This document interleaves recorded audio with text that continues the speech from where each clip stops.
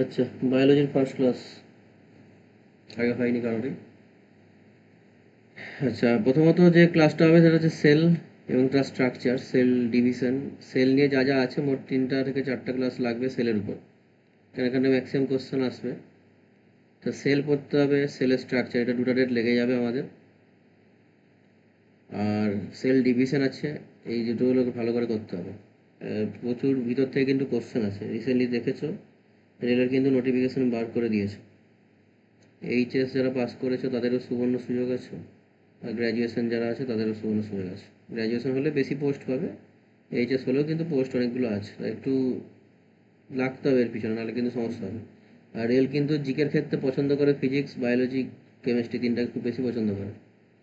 এখানে কিন্তু একটু জিকের পোর্শনে, মানে যদি দেখা যায় 50%, 40% কোশ্চেন জিকেতে, তোমার তো প্রিলিমসে 40টা কোশ্চেন থাকবে, তার 40% কিন্তু এই সায়েন্স থেকে দিবে। আর বাকি যে 60% আছে বাকি ওভারঅল সব থেকে পড়বে। আর ম্যাথ 30টা আছে, জিআই 30টা আছে, ইংলিশ নাই। একটা সুবর্ণ সুযোগ কিন্তু হতে পারে। তাই এই ক্ষেত্রে যদি অবহেলা দাও, কেননা 4 বছর 5 বছর পর রেল বেরাচ্ছে, তো এরপরে আবার বেরাবে যখন দেখবে তোমাদের গ্র্যাজুয়েশন হয়ে, কেউ যদি এমএ করো তার এমএও কমপ্লিট হয়ে গেছে দেখবে, কেউ যদি বিএড করো তার দেখবে বিএডও কমপ্লিট হয়ে গেছে, তাও হয়তো নাও বেরাতে পারে, কোনো ভরসা নেই। তাই জন্য যখন পেয়েছো তাকে কাজে একটু লাগাবে। আচ্ছা, ক্লাস 1 সেল অ্যান্ড স্ট্রাকচার। এটা বেশিরভাগ করে জিকের মতনই ক্লাস আছে প্রথমগুলো, কারণ অনেক কিছু ইনফরমেশন মাথায় রাখতে হবে। আচ্ছা, ফার্স্টে বলে দিই সাইটোলজি। কিছু টার্ম জানতে হবে, বিভিন্ন লজি সম্বন্ধে পড়তে হবে। যেমন হচ্ছে ভাইরাস সংক্রান্ত বিদ্যা কে কী বলে, আমরা এখন সেল পড়ছি যখন, সেল সংক্রান্ত যাবতীয় যে আলোচনা করা হয় যে শাখায়, তাকে বলা হবে সাইটোলজি। প্রথম কিন্তু ভিভিআই প্রশ্ন। সেল সংক্রান্ত যাবতীয় বিদ্যার যে সমস্ত শাখায়, বিজ্ঞানের যে শাখায় আলোচনা করা হবে তাকে সাইটোলজি বা কোষবিদ্যা বলা হয়। এই কোষ আবিষ্কারটা কিন্তু দীর্ঘ পথ ধরে হয়েছে, একদিনে কিন্তু কোষ আবিষ্কার হয়নি। তাই ডিসকভারি অফ সেল দেখতে গেলে আমরা ফার্স্ট চলে আসবো 1665 সাল। একদম সাল ধরে ধরে করে দিচ্ছি, সাল মনে রাখতে হবে। কারণ রিসেন্টলি মিসলেনিয়াস পরীক্ষার কোশ্চেনে এমন এমন কোশ্চেন, অদ্ভুত রকমের কোশ্চেন হচ্ছে। তুমি বিজ্ঞানীর নাম জানলে, বিজ্ঞানী যে কি ধর্মীয় সেটাও জানতে হবে, সে কি ইংল্যান্ডের লোক, না ব্রিটেনের লোক, না হল্যান্ডের লোক, সেরকম কোশ্চেন করছে। যে ইনি এই জিনিসটি আবিষ্কার করেছিলেন, তিনি কোন দেশের বিজ্ঞানী। এরকম কিন্তু কোশ্চেন আসছে, একটু অদ্ভুত ধরনের কিন্তু আসছে, তাহলে সেই সম্বন্ধে কিন্তু তোমাকে ধারণা রাখতে হবে। তাই জন্য এই সবগুলোই করে দিচ্ছি, যেগুলো ইম্পর্টেন্ট আছে। ফার্স্টে আমরা পড়বো রবার্ট হুককে চিনবো। রবার্ট নামে অনেককেই পাবো, বাট আমি বলছি রবার্ট হুক। ইনি হচ্ছে প্রথম আমাদের সেল ডিসকভার করেছিলেন। ইনি হচ্ছেন ইংলিশ বোটানিস্ট, যিনি প্রথম সেল কিন্তু ডিসকভার করলেন। কোথা থেকে করলেন? কর্ক স্লাইস থেকে, মানে কর্কের ছিপি থেকে। কিন্তু কর্কের ছিপি তো জীবন্ত নয়, এটা যে ডেড বা মৃত কোষ। তাহলে তিনি প্রথম কোষ ডিসকভার করলেন ঠিকই, কিন্তু তিনি যে প্রথম কোষটা ডিসকভার করলেন সেটা কিন্তু সজীব কোষ ছিল না, সেটা মৃত কোষ ছিল। তাই ইনি হচ্ছে প্রথম কোষ ডিসকভার করছেন, এবং প্রথম মৃত কোষ কিন্তু ডিসকভার করেছেন, সজীব কিন্তু করেননি। যার টার্ম সেল, কোষ শব্দটি উদ্ভব ঘটেছে ল্যাটিন শব্দ সেলা থেকে। ল্যাটিন শব্দ সেলা থেকে সেল শব্দটির উৎপত্তি হয়েছে। সেলা মানে একটা লিটিল রুম, ছোট রুম বুঝাতে সেলা ব্যবহার করা হতো, সেখান থেকে সেল শব্দটি এসছে। রবার্ট হুক, আবার কে জয়েন করছে, কোথায় ছিলে? স্যার আমি ভুলে গেছিলাম ক্লাস আছে। আচ্ছা, ঠিক আছে, মনে পড়ে গেছে। আচ্ছা, রবার্ট হুক তার যে এক্সপিরিয়েন্স, তার যে প্রথম আবিষ্কারের যে এক্সপিরিয়েন্স, সেসব বর্ণনাগুলো একটা বইতে লিখে রেখেছিল। বইটির নাম কি? মাইক্রোগ্রাফিয়া। মাইক্রোগ্রাফিয়া, ভালো করে উচ্চারণ করবে, মাইক্রোগ্রাফিয়া। মাইক্রোগ্রাফিয়া নামক বইটিতে রবার্ট হুক তার যে ডিসকভারি করার সময় যে সমস্ত অবজারভেশন করেছিল, কিভাবে যে করেছিল, সেই অবজারভেশন সম্পর্কিত যে সমস্ত তথ্যাবলী ছিল তা তিনি এই বইতে লিখে রেখেছিলেন। He found the rigid cell wall. এবার ইম্পর্টেন্ট একটা পড়ে যাচ্ছি। তিনি যা কিন্তু কাজ করছেন ডেড সেল নিয়ে, মাথায় রাখবে, সজীব কোষ নিয়ে তিনি কোনো কাজ করেননি। রবার্ট হুক সমস্ত কাজ করেছে নির্জীব কোষ নিয়ে, এবং এই নির্জীব কোষের rigid cell wall, cell wall মানে হচ্ছে কোষ প্রাচীর, এই লিখাই আছে কোষ প্রাচীর। সেল ওয়াল মানে কোষ প্রাচীর, রিজিড মানে দৃঢ়। তাই নির্জীব কোষের দৃঢ় কোষ প্রাচীর কিন্তু তিনি ফাউন্ড বা আবিষ্কার করেছিলেন। তাহলে একবার হয়ে যাচ্ছে ডিসকভারি অফ সেলের ফার্স্টে কিন্তু 1665 সালে পাচ্ছি আমরা রবার্ট হুককে। তিনি ছিলেন ইংলিশ বোটানিস্ট, তিনি হচ্ছে প্রথম কোষ আবিষ্কার করেছিলেন ডেড সেল কর্কের ছিপি থেকে। তাহলে তিনি কিন্তু সজীব কোষ আবিষ্কার করছেন না, তিনি প্রথম কোষ আবিষ্কার করলেও কিন্তু তিনি নির্জীব কোষই আবিষ্কার করেছিলেন। সেল শব্দটি উদ্ভব করেছে ল্যাটিন শব্দ সেলা থেকে, যার অর্থ হচ্ছে লিটিল রুম। রবার্ট হুক তার সমস্ত অবজারভেশন যে বইটিতে লিখেছিল সে বইটির নাম হচ্ছে মাইক্রোগ্রাফিয়া, এবং তিনি প্রথম ছিলেন যে নির্জীব কোষের দৃঢ় কোষ প্রাচীর আবিষ্কার করেছিলেন, প্রথম ব্যক্তি কমপ্লিট। নেক্সট আসছে দেখো 1674, প্রথম সাল বললাম কি 1665, জিজ্ঞেস করবো যাকে হোক কিন্তু রেডি থাকবে। এরপর ঠিক চলে যাচ্ছি আমরা 9 বছর পর 1674 সাল, পেয়ে যাচ্ছি কাকে, লিউয়েন হক বা লিউয়েন হুকও বলে অনেকে, লিউয়েন হক মনে রাখবে। ইনি কে ছিলেন, ডাচ। তাহলে এর কিন্তু ন্যাশনালিটি কিন্তু ডাচ, কিন্তু এ কিন্তু ইংলিশ নয়। ইনি হচ্ছে প্রথম সজীব কোষ আবিষ্কার করলেন, কিন্তু কোথা থেকে করলেন, ব্যাকটেরিয়া থেকে। তাহলে ইনি কিন্তু প্রথম কোষ আবিষ্কার করেছেন, কিন্তু সেরকম অ্যান্সার নয়। ইনি প্রথম সজীব কোষ আবিষ্কার করেছেন, তখন এনাকে কিন্তু ধরা হবে। লিউয়েন হককে পপুলারলি নোন ছিলেন ফাদার অফ মাইক্রোবায়োলজি নামে, তিনি কিন্তু পরিচিত ছিলেন। কোশ্চেন পড়েছে ফাদার অফ মাইক্রোবায়োলজি কাকে বলা হয়, লিউয়েন হক। নেক্সট অর্থ চলে আসছি, পার্কিনজি, এই নামটা পারবে, পার্কিনজি নয়, পার্কিনজি তন্তু বলেও একটা নাম আছে। এই পার্কিনজি কি করেছিল, সালটা ইম্পর্টেন্ট নয়, ওই সময় সমসাময়িক সালেই হয়েছিল। প্রথমে একটা শব্দ নিয়ে এলো, প্রোটোপ্লাজম। প্রোটোপ্লাজম বলে একটা শব্দ তিনি আনলেন। প্রোটোপ্লাজম কি পরে পড়বো, মনে রাখো প্রোটোপ্লাজম সমান একটা ইকুয়েশন আমরা লিখতে পারি, প্রোটোপ্লাজম সমান হচ্ছে সাইটোপ্লাজম প্লাস নিউক্লিয়াস। তার প্রোটোপ্লাজমের মধ্যে দুটি বস্তুকে আমরা দেখতে পাবো, একটা সাইটোপ্লাজম, একটা নিউক্লিয়াস। সাইটোপ্লাজমের মধ্যে বিভিন্ন কোষীয় অঙ্গাণুগুলি থাকছে আর নিউক্লিয়াস আলাদা থাকছে।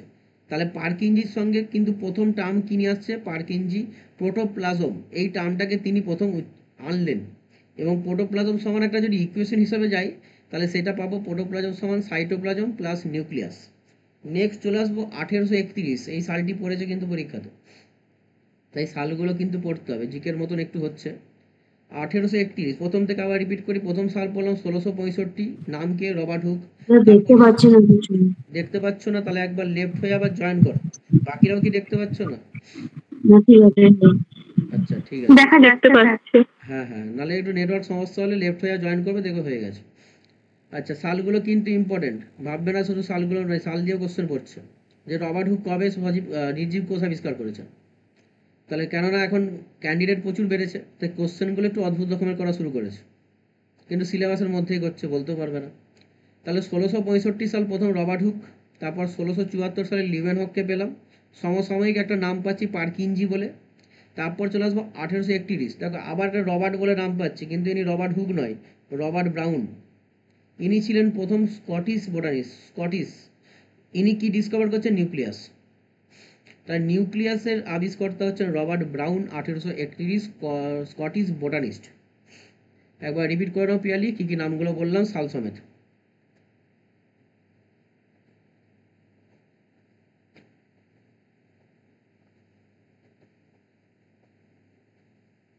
মনে আছে পিয়ালি? প্রথমটা মনে আছে, নাম বলো যেটা পারবে। লিউয়েন হক। ওটা প্রথম না, এটা আর দ্বিতীয় ছিল। 1674 সালে, মানে হ্যাঁ পরেরটা। কে বলতে হবে বলে ফেলো। 1665 রবার্ট হুক। 1665 রবার্ট হুক, ইনি কি করেছেন, ডেড সেল আবিষ্কার করেছেন। ডেড সেল, কোথা থেকে,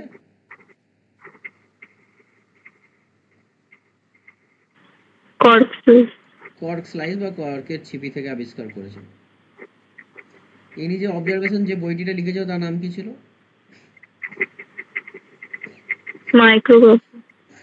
মাইক্রোগ্রাফিয়া। ফাদার অফ মাইক্রোবায়োলজি কাকে বলে, লিউয়েন হক। লিউয়েন হক কি আবিষ্কার করেছে, সজীব কোষ। কোথা থেকে, ব্যাকটেরিয়া। কত সালে,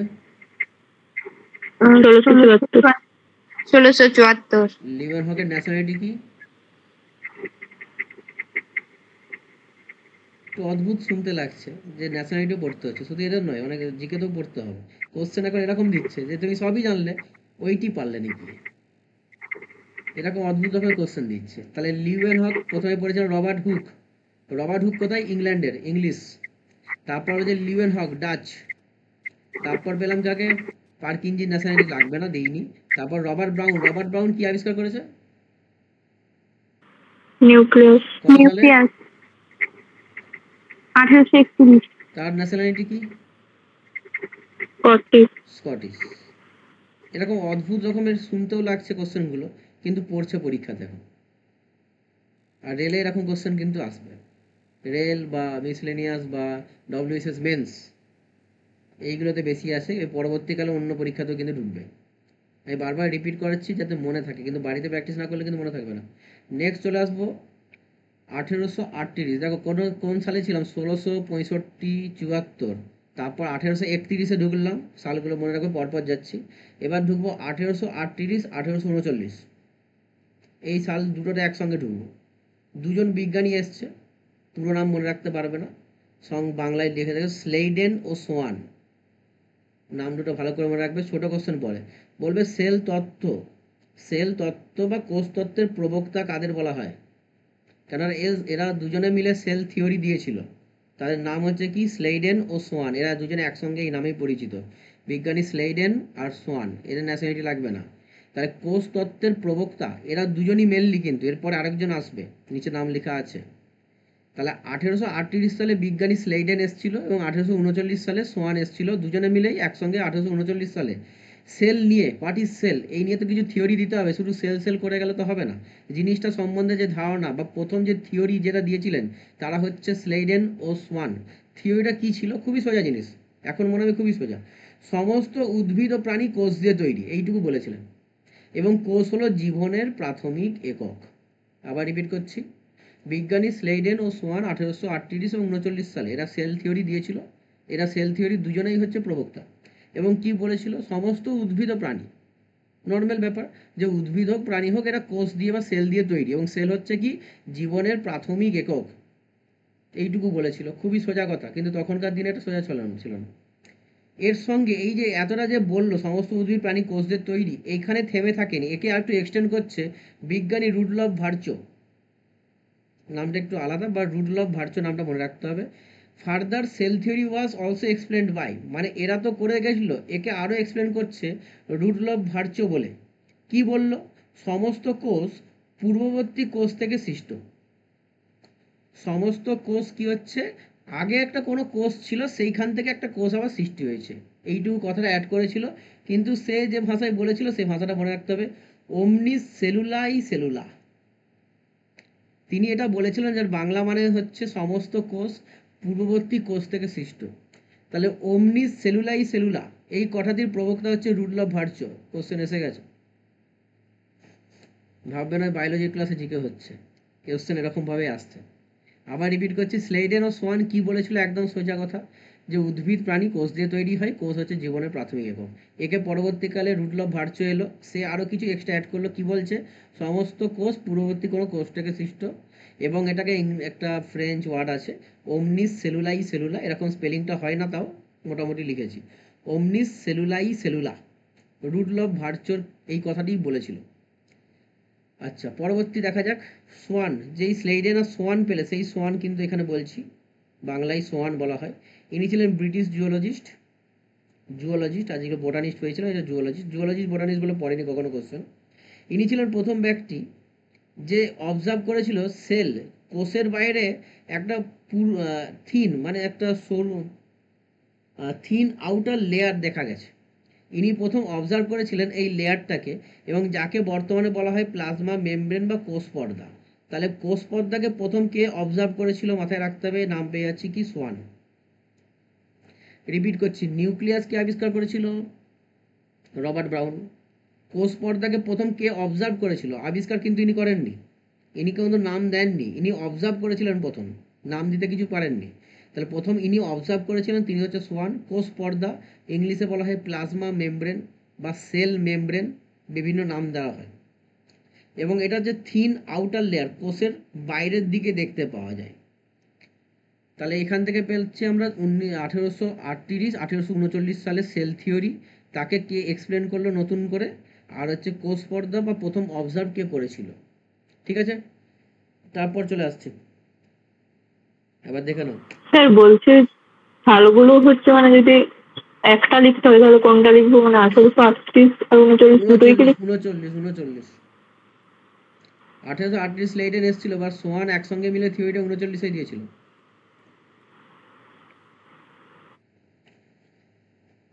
হয়েছে, একবার রিমাইন্ড করবে নিজের মধ্যে কাকে কাকে পেলে। Robert Hooke, Leeuwenhoek, Purkinje, Robert Brown, Schleiden, Schwann, Rudolf Virchow. উচ্চারণ আলাদা হতে পারে, বিভিন্ন রকম যে করতে পারে, কারণ ওদের নাম কী হবে ওরাও জানে না। নেক্সট চলে আসবো 1940। দেখো 1800, সেই 1600 সাল থেকে শুরু করেছিলাম, 1940 কি হচ্ছে, ভ্লাদিমির জোয়ারকিন। নামটা ভালো করে পড়বে, যত উচ্চারণ করে তত মনে থাকবে। ওই আই সাইড করে পড়বে না, কারণ ভ্লাদিমির পুতিন বলেও একজন আছে, ওটাই প্রথমে মনে থাকবে। তাহলে ভ্লাদিমির জোয়ারকিন, ভ্লাদিমির জোয়ারকিন, ইনি কি ইনভেন্ট করেছিল? ইলেকট্রন মাইক্রোস্কোপ, যেখান থেকে আমরা কমপ্লেক্স স্ট্রাকচার অফ সেলের ভিতরে যে জটিল জটিল স্ট্রাকচারগুলোকে দেখতে পাওয়া যাচ্ছে, এই ইলেকট্রন মাইক্রোস্কোপটা আবিষ্কার করেছিল ভ্লাদিমির জোয়ারকিন। 1940 সাল পড়েনি। নেক্সট, প্রচুরবার পরীক্ষায় এসছে, স্টার মার্কিং একটা পয়েন্ট। বলছে যে সেল থিওরি, এটা কে মেনে চলে না? মনে রাখবে, ভাইরাস কখনো সেল থিওরি মেনে চলে না। কেন, ভাইরাস যখন শরীরের ভিতর থাকে তখন সে হচ্ছে জীবিত, আর যখনই শরীরের বাইরে চলে যাচ্ছে তখন সে জড়বস্তু হয়ে যায়। তাহলে এরকম ডুয়াল নেচার দেখার জন্য ভাইরাস কখনো সেল থিওরি মেনে চলে না। পরীক্ষায় পড়েছে কোশ্চেন, সেল থিওরি নিম্নোক্ত কোনটি সেল থিওরি মেনে চলে না? ভাইরাস, ব্যাকটেরিয়া, বিভিন্ন নাম দিয়ে দিবে। মনে রাখবে, ভাইরাস কখনো সেল থিওরি মেনে চলবে না। ডেফিনেশন অফ সেল, সেলের ডেফিনেশন এক কথায় বলা যায় না, তবে এই টার্মগুলো মনে রাখবে। Structural, functional and biological unit. কোষ হচ্ছে জীবনের একক, সব থেকে সোজা টার্ম, জীবনের একক, প্রাথমিক একক। জীবনের প্রাথমিক একক হচ্ছে কোষ। এই ধারণাটা আমাদের প্রথম দিয়েছিল স্লেইডেন আর সোয়ান, এটা নিয়েই চলছে, তাদেরকে বিভিন্ন রকমভাবে এক্সপ্লেন করে করে চলে যাচ্ছে। এতটা পর্যন্ত কোনো সমস্যা হলে বলবে, মোটামুটি জিকে হয়েছে। এবার একটু ভালো করে যাবো। মৌমিতা বলে ফেলো নামগুলো পরপর। প্রথম থেকে হ্যাঁ, আবার কি, নামগুলো বলবে, সাল বলবে। 1665 রবার্ট হুক, হুম। আর 1674 লিউইন হক, লিভেন হক। লিভেন হক। হুম। তার সঙ্গে সঙ্গে পার্কিনজি, পার্কিনজি। পার্কিনজি। হুম, তারপরে তারপর 1831 রবার্ট ব্রাউন, আর 1838 1839 হচ্ছে সোয়ান আর স্লেইডেন। স্লেইডেন। স্লেইডেন ভালো করে উচ্চারণ করবে, তাহলে মনে থাকে, স্লেইডেন ও সোয়ান। তারপরে স্লেইডেন, তারপরে রুট লব, রুডলফ, ভাউ, রুডলফ ভার্চো। তারপরে 1940 হচ্ছে ভ্লাদিমির জোয়ান ওয়ার্কিন। জোয়ান আর কি কি আবিষ্কার করেছে জানো? সেল। Electron microscope. উনি কিন্তু সেলের কিছু আবিষ্কার করেনি যে, আরে সেল তো দেখতে গেলে একটা মাইক্রোস্কোপ তো লাগবে। সেই ইলেকট্রন মাইক্রোস্কোপ যেখান থেকে সেলের ভিতরের খুঁটিনাটি, একদম কমপ্লেক্স স্ট্রাকচারকেও দেখা গেছিলো। তাই জন্য এনার নামটা একটু পড়তে হবে। চলে আসবে এবার, জীবনের একক কাকে বলে?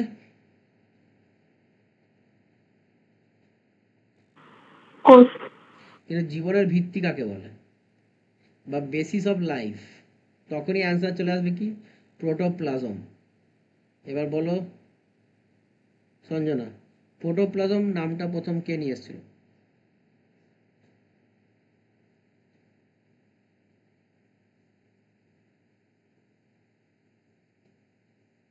Robert Hooke. চ্যালেঞ্জ কেউ করবে? পার্কিনজি। পার্কিনজি। এবং প্রোটোপ্লাজম সমান কি বলতে পারি, সাইটোপ্লাজম প্লাস নিউক্লিয়াস। প্রোটোপ্লাজম না থেকে যদি প্রোটোপ্লাস্ট থাকে তাহলেও কিন্তু আমরা নিয়ে নেব, কোনো সমস্যা হবে না। এ সেল উইথাউট এ সেল কাকে বলা হয়? প্রোটোপ্লাজম। প্রচুর ভাইটাল কিন্তু। এ সেল উইথাউট এ সেল এর যদি স্ট্রাকচারটা দেখা হয়, সেল কিন্তু সেলের মতন কোনো স্ট্রাকচার পাবো না, তাই জন্য প্রোটোপ্লাজমকে সেল উইথাউট এ সেল বলা হয়। নেক্সট, এই যে প্রোটোপ্লাজমটা যে জীবনের ভিত্তি বা জীবনের যে বস্তু ভিত্তি বলছে, এটা কে বলেছিলেন? বিজ্ঞানী হাক্সলে। বাংলায় নামটা দিয়েছি, এবার ইংলিশে যেমন হয়ে থাকবে দিয়ে দেবো। তারপর বলছি সেল কি বলা হয়? Structural and functional unit of life কাকে বলা হয়? সেলকে। ভ্যাকুওল। ভ্যাকুওল মানে হচ্ছে কোষ গহ্বর। কোষে অনেক গহ্বর দেখা যায় বা ভ্যাকুওল বলে ইংলিশে। এইখানে এই যে ভ্যাকুওল আছে, ভ্যাকুওলের বাইরে একটা পর্দা থাকে, বড় বড় ভ্যাকুওল থাকে, এর বাইরে একটা মেমব্রেন, মেমব্রেন মানে পর্দা থাকে। এই পর্দাটাকে, ভ্যাকুওলের গায়ে যে পর্দা থাকে তাকে বলা হয় কি? টোনোপ্লাস্ট। এটাও বার পরীক্ষায় এসছে, এটাও যেন মাথায় থাকে। আবার রিপিট করছি, জীবনের একক, জীবনের ভিত্তি। বাংলায় বললে, ইংলিশে বললে কি হবে? Unit of life. কথাটা ভালো করে দেখবে, এই জায়গাতে গন্ডগোলটা করে পরীক্ষায়। সোজা মনে হচ্ছে, দেখো, ইউনিট অফ লাইফ, আরেকটা হচ্ছে basis of life. English version এই দুটো কিন্তু ওয়ার্ড দেখবে, দুটাতেই লাইফ আছে। একটা ইউনিট বা একক, একটা বেসিস বা ভিত্তি। যখন ইউনিট বলবে সেল বলবে, বেসিস বললে প্রোটোপ্লাজম। এবং কে বলেছিল কথাটি? বিজ্ঞানী হাক্সলে বলেছিল। প্রোটোপ্লাজমকে বলা হয় এ সেল উইথাউট এ সেল। আর ভ্যাকুওল বা কোষগহ্বরের বাইরে যে পর্দা দেখতে পাওয়া যায় তাকে বলা হয় টোনোপ্লাস্ট। ঠিক আছে, মনে রাখতে হবে। নেক্সট চলে আসবো। বিজ্ঞানীর নাম আগে বলে দিচ্ছি, বিজ্ঞানীর নাম হচ্ছে dog hearty. Scientist dog hearty. ইনি হচ্ছেন, সেলকে ক্লাসিফাই করেছিল নিউক্লিয়াসের গঠনের বিচারে, যে নিউক্লিয়াসটা আদি নিউক্লিয়াস না সুসংগঠিত নিউক্লিয়াস। এই নিউক্লিয়াসের আকৃতির বা গঠনের বিচারে বিজ্ঞানী ডগহাটি, নামটা মনে রাখতে হবে কে করেছিল। সেলকে দুই ভাগে ভাগ করেছিল, একটাকে বলছে প্রোক্যারিওটিক সেল, একটা হচ্ছে ইউক্যারিওটিক সেল। প্রোক্যারিওটিক মানে প্রো মানে নতুন নয় কিন্তু পুরনো, আর ইউক্যারিওটিক মানে উন্নত প্রকৃতির সেল। প্রোক্যারিওটিক যদি ভাগি, প্রো মানে হচ্ছে আদি, আর ক্যারিয়ন মানে হচ্ছে নিউক্লিয়াস। পরীক্ষায় এসছে ক্যারিয়ন শব্দটির অর্থ কি? কোশ্চেন এভাবে পড়েছে কিন্তু, ক্যারিয়ন শব্দটির অর্থ কি? ভাবতে পারবে না, নিউক্লিয়াস হতে পারে, নাও হতে পারে। যে অপশন দিয়ে দেবে নিউক্লিয়াস, সাইটোপ্লাজম, মাইটোকন্ড্রিয়া, বড় বড় অপশন, গলগি বডি, তখন গুলাবে কিন্তু। তাহলে ক্যারিয়ন শব্দটির অর্থ হচ্ছে নিউক্লিয়াস। এই কোশ্চেন কিন্তু পরীক্ষায় এসছে। এবার দেখতে যাবো প্রোক্যারিওটিক সেল। প্রোক্যারিওটিক সেলের কি থাকে? কোষ প্রাচীর আছে। সেই কোষ প্রাচীরটা কি দ্বারা গঠিত সেটি পরীক্ষায় এসছে। নামটা মনে রাখতে হবে, পেপটাইডোগ্লাইকেন অথবা মিউকোপলিপেপটাইড। যখন এটা ইউক্যারিওটিক হয়ে যাবে তখনই কিন্তু চেঞ্জ হয়ে যাবে। তাই কোশ্চেন এভাবে বলেছে, প্রোক্যারিওটিক সেলের কোষ প্রাচীর কী দিয়ে গঠিত? পেপটাইডোগ্লাইকেন, ভালো করে উচ্চারণ করবে, পেপটাইডোগ্লাইকেন অথবা মিউকোপলিপেপটাইড গঠিত। যেহেতু ডগহাটি বিচার করেছিল নিউক্লিয়াসকে, তাহলে নিউক্লিয়াসে যাব। এদের নিউক্লিয়াস কিন্তু সুগঠিত হয় না, অসংগঠিত নিউক্লিয়াস হয়। নিউক্লিয়াসের চারটা জিনিস দেখা যায় বাইরে যদি যাও। নিউক্লিয় একটা পর্দা থাকবে যাকে নিউক্লিয়ার মেমব্রেন বলা হয়। তার ভিতরে থাকবে নিউক্লিয়ার জালিকা থাকবে, নিউক্লিয় লাস থাকবে। কিন্তু দেখা যাচ্ছে যে এই যে নিউক্লিয়াসটা পাওয়া যাচ্ছে সেখানে নিউক্লিয় পর্দা বা নিউক্লিয়ার মেমব্রেন আর নিউক্লিয় লাস, কিন্তু নিউক্লিয়াস নয়, নিউক্লিয় লাস, ইংলিশেও নিউক্লিয় লাস, এই দুটো জিনিস কিন্তু থাকছে না। ভালো করে পড়বে, পরীক্ষায় পড়েছে প্রোক্যারিওটিক সেলের নিউক্লিয়াসে কি থাকে না? নিউক্লিয় পর্দা থাকে না, ইংলিশে নিউক্লিয় মেমব্রেন বলে, আর নিউক্লিয় লাস, এই দুটো জিনিস থাকে না। এই জন্য প্রোক্যারিওটিক সেলের নিউক্লিয়াসকে কিন্তু নিউক্লিয়াস বলে না, কি বলা হয়? নিউক্লিয়েট। এটাও পরীক্ষায় পড়েছে যে প্রোক্যারিওটিক সেলের নিউক্লিয়াসকে কি নামে ডাকা হয় বা কি বলা হয়? নিউক্লিয়েট। প্রোক্যারিওটিক সেলের যে রাইবোজোম হয়, সেই রাইবোজোমের সাব ইউনিট 50 এস। এস মানে কিন্তু সাব ইউনিট, আগে বলে দিচ্ছি, সেকেন্ড টেকের নয়। বেশি ডিটেলস আমাদের লাগে না, শুধু মনে রাখতে হয়। ইউক্যারিওটিক আর প্রোক্যারিওটিকের রাইবোজোমের মধ্যে পার্থক্য। Eukaryotic, prokaryotic. প্রোক্যারিওটিকের রাইবোজোম হচ্ছে 70 এস প্রকৃতির হয়। এটা দুভাগে ভাঙা থাকে, একটা 50 এস, একটা 30 এস। মনে রাখবে 50 30 যোগ করলে 80 হয়, কিন্তু এরকম হিসাব কিন্তু এখানে হচ্ছে না। এটা যেন মাথায় থাকে যে যোগ করবো 70 বানাবো, সেরকম নয়। তাই তুমি যদি পরীক্ষায় ভুলে যাও 50 মনে আছে আর 70 মনে আছে তাহলে একটা 20 হবে, এরকম কিন্তু হবে না। 70 যদি ডাইরেক্ট চাই, যদি ভেঙে ভেঙে চাই, তাহলে 50 কমা 30 বলতে হবে। আবার রিপিট করছি, পরের পেজে ছবি আছে তাই সুবিধা হবে। প্রোক্যারিওটিক সেল কাদের মধ্যে দেখতে পাওয়া যায়? একই জিনিসই লেখা আছে, ভালো করে লক্ষ্য করলে বুঝতে পারবে। প্রোক্যারিওটিক সেল কাদের মধ্যে দেখতে পাওয়া যায়? দেখো না, পাওয়া যাবে কাদের মধ্যে? ব্যাকটেরিয়াদের দেহে। এটা ব্যাকটেরিয়াই নেওয়া হয়েছে একটা, ব্যাকটেরিয়ার একটা অ্যানাটমিক্যাল ডায়াগ্রাম নেওয়া হয়েছে। ব্যাকটেরিয়া, ফাঙ্গি, অ্যালগি, এদের মধ্যেই তুমি অনুন্নত প্রকারের সেল দেখতে পাবে।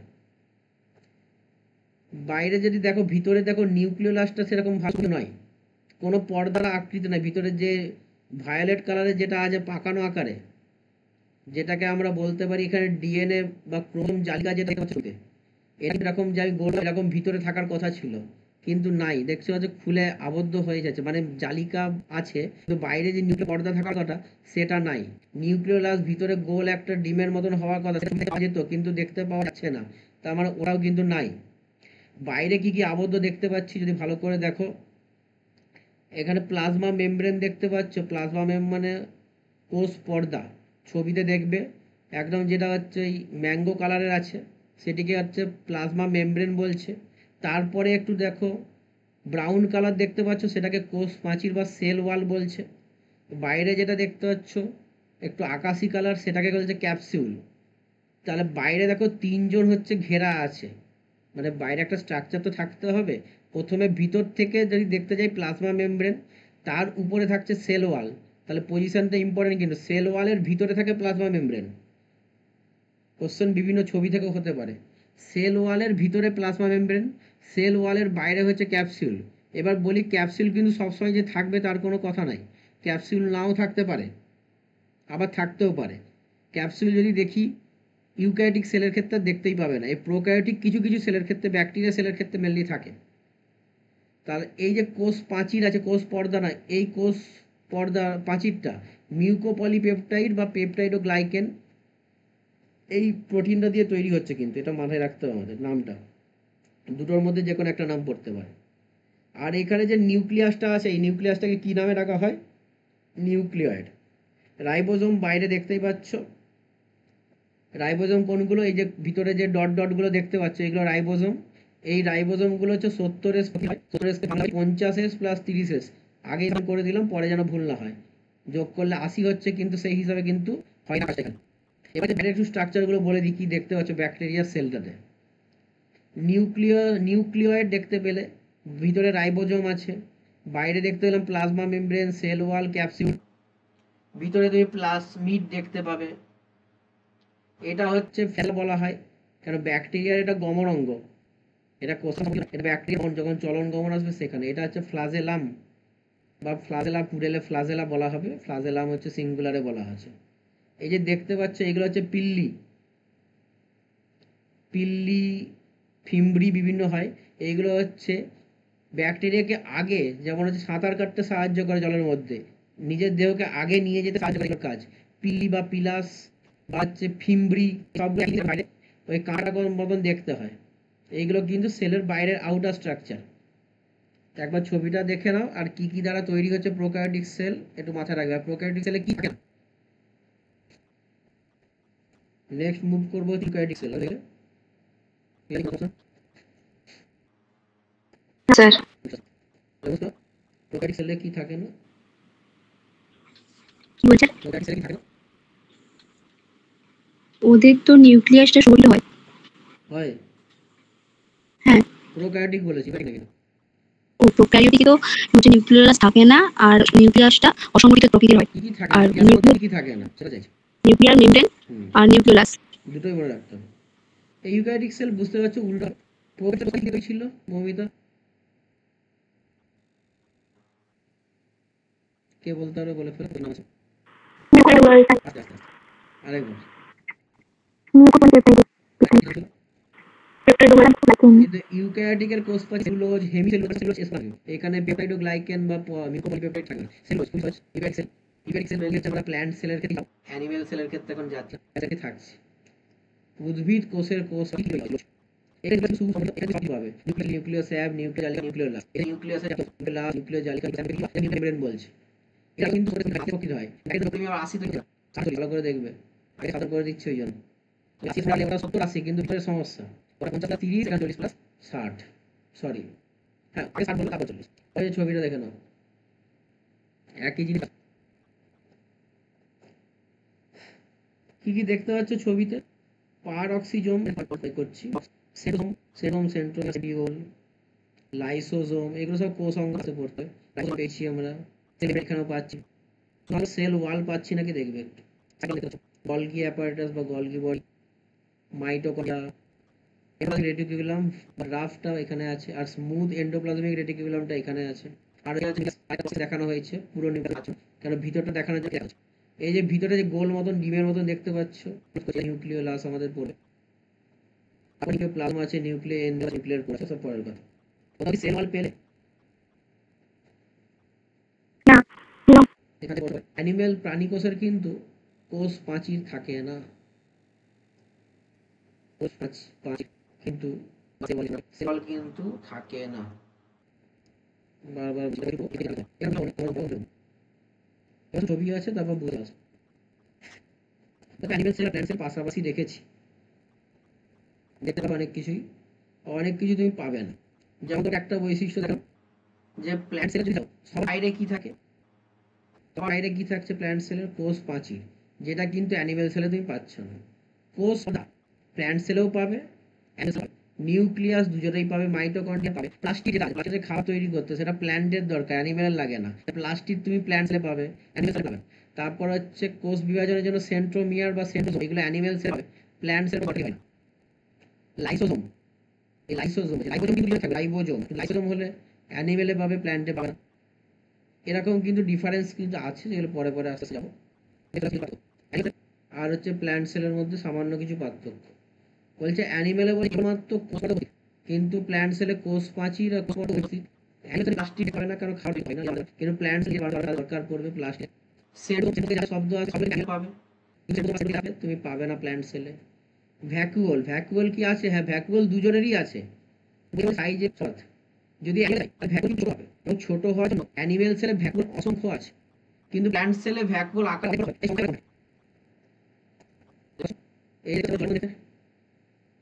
দেখা যাচ্ছে প্ল্যান্ট সেলের মধ্যে। দেখো লালে তো নাই, কিসে করে দেখো তো কাজে দেখাচ্ছে।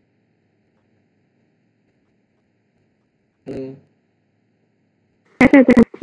এটা হচ্ছে ভ্যাকুওল বা কোষ বহর, খুবই বড়, কিন্তু অ্যানিমেলে ওটা তুমি দেখতে পাচ্ছ আছে, কিন্তু খুবই ছোট ছোট অসংখ্য আছে, এটা দেখাই না। তারপর দেখো একটু পার্থক্য রয়েছে, নিউক্লিয়াস দুজনের আছে, রাইবোজোম দুজনের আছে, মাইটোকন্ড্রিয়া আছে, সাইটোপ্লাজম আছে, এটা আছে ক্লোরোপ্লাস্ট, লিউকোপ্লাস্ট, মানে প্লাস্টিডের অংশ সেলে পাবে, এটা কিন্তু দুজনের ক্ষেত্রেই পাবে। এখানে অ্যানিমেল সেলের কিন্তু অনেক আছে, কিন্তু এটা সামান্য কিছু আছে বেশি। এরপর চলে আসবো পর্যন্ত হয়েছে। এবার কি কি করলাম সঞ্জনা, একটা জিনিস বলবে। মানে ডিসকভারি অফ সেল বললাম, কোথা থেকে কে তার সঙ্গে যুক্ত, সেগুলো। তারপরে কি বললাম? তারপরে আমরা ওই যে ফাদার অফ মাইক্রোবায়োলজি কাকে বলে ওটা জানলাম, তারপর প্রোটোপ্লাজম কে আবিষ্কার করেছেন ওটা জানলাম, তারপর নিউটন হক পার্কিনসন, তারপর রবার্ট ব্রাউনের সম্বন্ধে জানলাম, তারপর নিউক্লিয়াস কে আবিষ্কার করেছে ওটা জানলাম, তারপরে কোষতত্ত্ব যেটা ছিল ওটা জানলাম, কোষতত্ত্ব কে দিয়েছিলেন?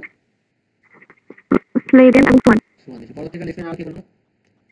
রুডলফ প্যাটার্সন। তারপরে আমরা হচ্ছে ডেফিনেশন অফ সেল, মানে সেল কাকে বলে ওটা জানলাম, তারপরে ভ্লাদিমির সম্পর্কে জানলাম। আর বেসিস অফ লাইফের মধ্যে কি পার্থক্য আছে? বেসিস অফ লাইফ মানে বলা হয় প্রোটোপ্লাজমকে, আর ইউনিট অফ লাইফ বলা হয় সেলকে। আচ্ছা ঠিক আছে। সেল সংক্রান্ত বিদ্যা কোথায় পাওয়া যায়?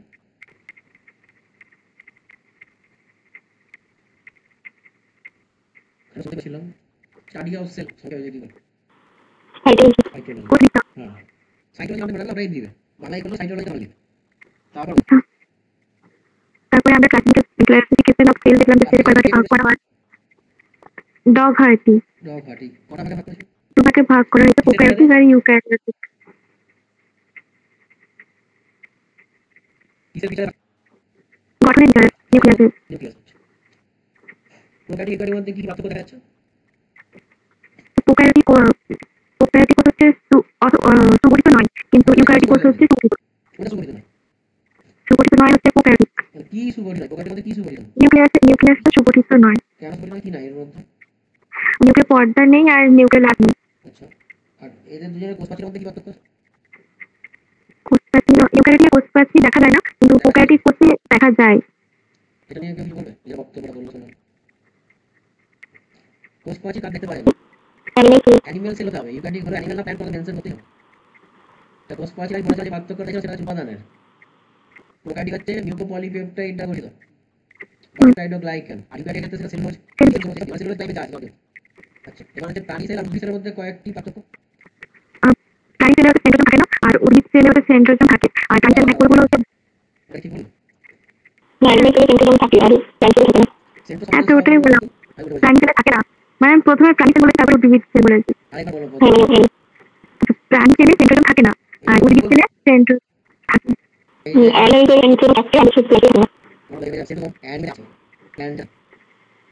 ওটাই বলছি, বলেছো শিখতো ওইটাই বলছি, প্রাণী তারপর উদ্ভিদ সেলে সেন্ট্রোজোম থাকে, কিন্তু প্রাণী সেলে থাকে না। প্রাণী সেলে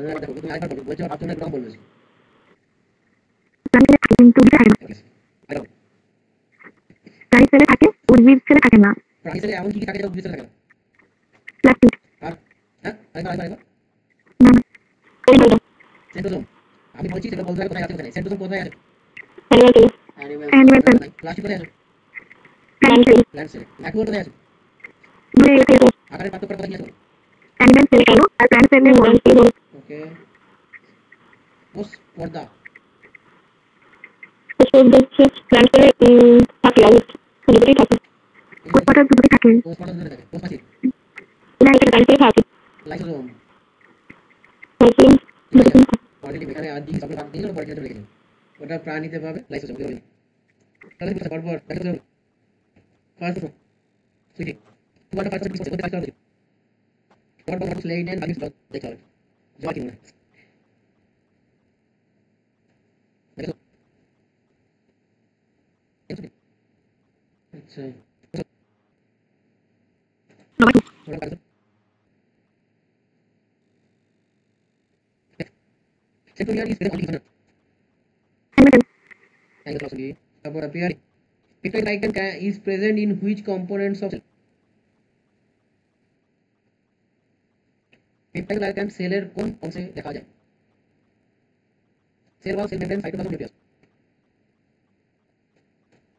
আচ্ছা রিয়েলি আছে পারবো না। কে পারবে? ওয়াল আচ্ছা পেপার রিয়েলি পেপার নামটা আগে শুনেছো? হ্যাঁ, এর একটা পার্ট ছিল লিপোপ্যাইড। পেপার কি পেপার তাই মানে ওটা কোথায় পেল? ওই ভালো করে কোষ আছে। এই কোশ্চেন নিয়ে বলে কোশ্চেন ইংলিশ বলে স্যার নেক্সট অমিতা তুমি বলি অ্যান্টিবায়োটিক সেটা কেন হচ্ছে?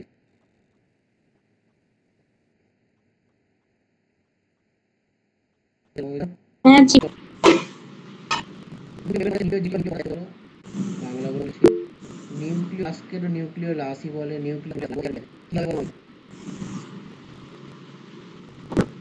রিডটা হবে। এটা হয়েছে সিওর থাকবে তবে যাও যেন অপশন দেবো তারপর Sangeeta chart of cell carry side Anushka first living for disorder second second জানো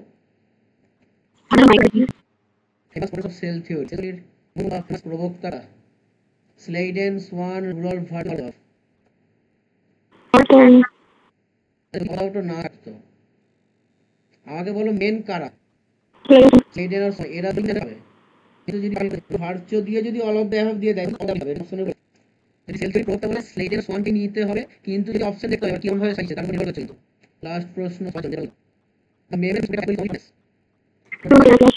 ওটা সাপোজ এর সিগন্যাল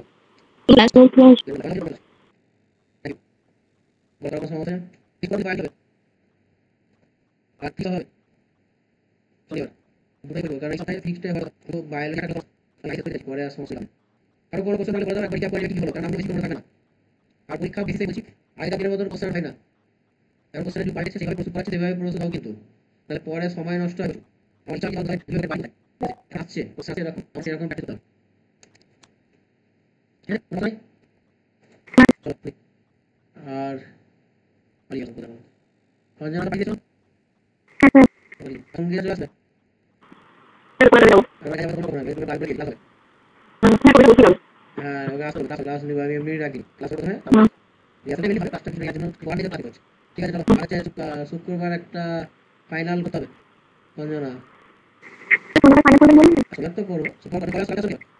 না কালকে মাসে চলে আসছি। ঠিক আছে, শুক্রবার আমি জানাচ্ছি। আগে সবাই জানাচ্ছি। তো সঙ্গীতার এটা আছে, ওকে কথা বলি। স্যার পাঠাবেন না। ঠিক আছে, আমি বলছি, আজকে রাতে বলবো।